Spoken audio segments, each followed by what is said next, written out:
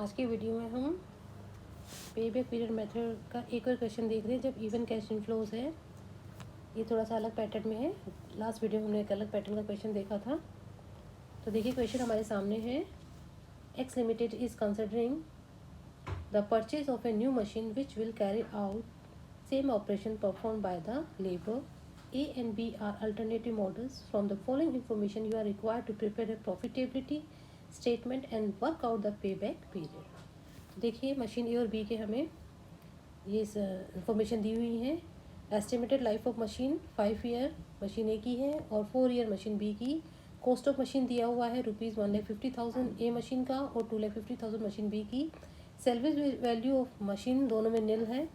Cost of indirect material per annum 6,000 और 8,000 दी हुई है। Estimated saving in scrap per annum ये दिया हुआ है 10,000 मशीन ए का और 15,000 मशीन बी का। Additional cost of supervision per annum 10,000 और 15,000। Additional cost of maintenance per annum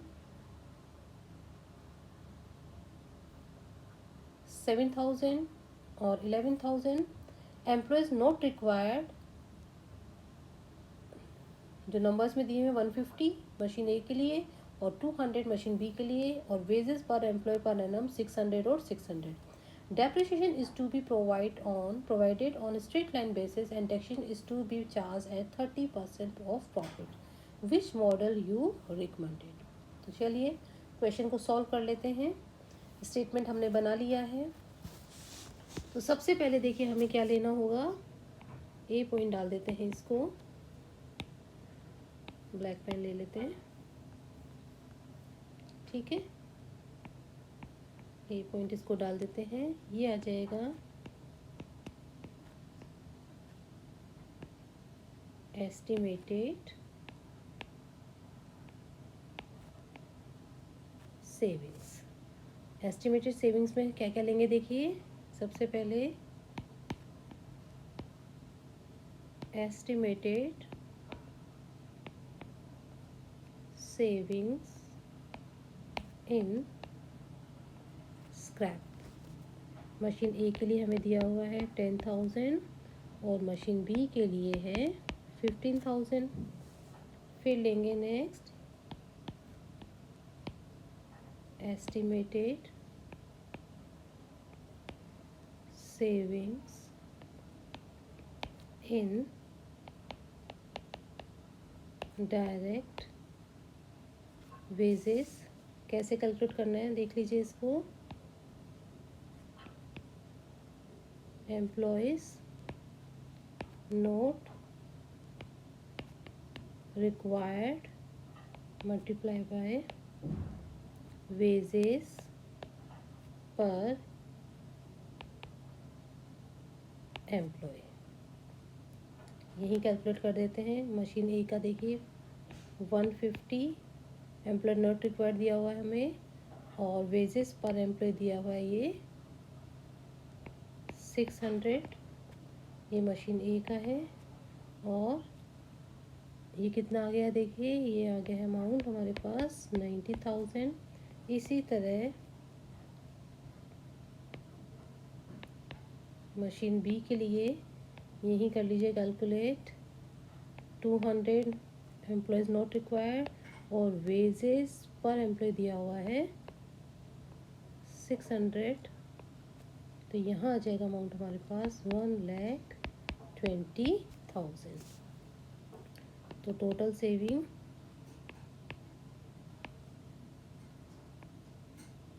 A point जो हमारा निकला है ये आ जाएगा इधर 1 लाख मशीन ए के लिए और 1,35,000 मशीन बी के लिए। नाउ सेकंड बी पॉइंट देखिए, यहाँ निकालेंगे हम एस्टिमेटेड एडिशनल कॉस्ट, ठीक है। ये लीजिए, इसको अंडरलाइन कर देते हैं, अच्छे से दिख जाएगा आप लोगों को। देखिए इसमें सबसे पहले हम लेंगे एडिशनल कॉस्ट ऑफ सुपरविज़न ये दिया हुआ है मशीन ए के लिए, देखिए 12,000 और बी के लिए दिया हुआ है ये 60,000। क्लियर। फिर लीजिए next information, additional cost of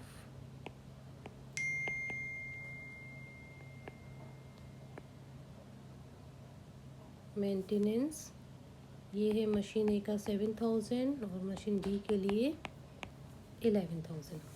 clear. Now next,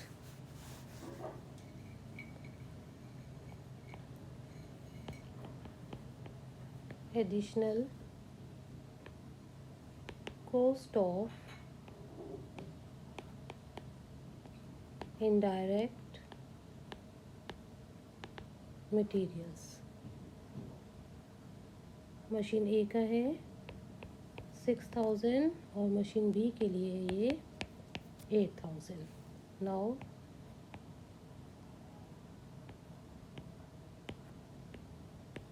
depreciation. Clear. इसको कैसे कैलकुलेट करेंगे, एस्टिमेटेड लाइफ या cost of machine, cost of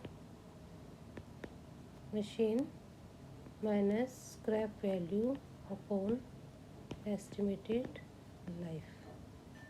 clear. इस तरह से करेंगे इसे। अब यहीं कर देती हूँ कैलकुलेट, आपको समझ में आ जाएगा। मशीन ए के लिए देखिए ये है 1,50,000 डिवाइडेड बाय 5, तो ये आ जाएगा डेप्रिसिएशन 30,000। और मशीन बी का देख लीजिए यहीं, ये है 2,50,000 डिवाइडेड बाय 4, तो ये आ जाएगा 62,500। नाउ टोटल एडिशनल कॉस्ट जो हमने कैलकुलेट किया, हमारा बी पॉइंट ये आ जाएगा टोटल 55,000 मशीन ए का और 97,500 आएगा मशीन बी का। चलिए अब ले लेंगे C point, annual savings before tax. कैसे कैलकुलेट करेंगे, ए माइनस बी, तो ये आ गया है 45,000 मशीन ए का और 37,500 मशीन बी के लिए।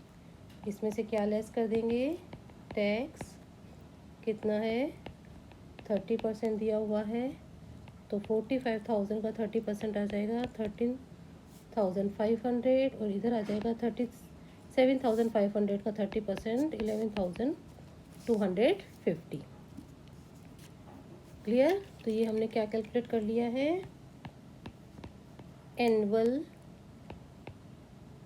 सेविंग आफ्टर टैक्स कितना आ गया, ये 31,500 और इधर आ गया है ये 26,250। क्लियर। अब देखिए कैश इनफ्लो निकालने के लिए हमें क्या ऐड करना पड़ेगा, दोबारा डेप्रिसिएशन। तो ये आ जाएगा, मशीन ए में कितना कैलकुलेट किया था हमने 30,000 और मशीन बी के लिए 62,500। तो अब ये हमारा क्या आ गया है, एनुअल कैश इनफ्लोस कितना कितना आ गया 61,500 मशीन ए और 88,750 आ जाएगा मशीन बी के लिए। क्लियर। आगे यहाँ तक समझ में। अब हम कैलकुलेट करेंगे पे बैक पीरियड। फॉर्मूला है initial investment upon annual cash inflows. तो देखिए निकाल लीजिए। मशीन ए के लिए पे बैक पीरियड हो जाएगा ₹1,50,000 इनिशियल इन्वेस्टमेंट दिया है और एनुअल कैश इनफ्लो हमने निकाला है, ये आ जाएगा 61,500। तो पे बैक पीरियड कितना आ गया, ये 2.44 ईयर्स मशीन ए के लिए। मशीन बी का निकाल लेते हैं। इनिशियल इन्वेस्टमेंट दिया हुआ है हमें 2,50,000 और एनुअल कैश इनफ्लो हमने कितना निकाला है, ₹88,750। तो ये आ गया है पे back period of machine B 2.82 years. तो डिसीजन क्या होगा हमारा, किस मशीन का पे बैक पीरियड कम है, मशीन ए का। तो डिसीजन भी लिख दीजिए साथ में,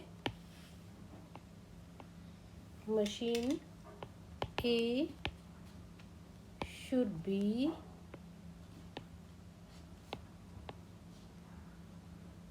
रिकमेंडेड। क्लियर। तो इस तरह से आप इसको कैलकुलेट कर लेंगे, बहुत ही इजी मेथड है। क्लियर। तो ये दोनों तरह के क्वेश्चन आपको समझा दिए पे बैक पीरियड के, जब इवन कैश इनफ्लोज हमारे सामने दिया हुआ है। Thank you so much.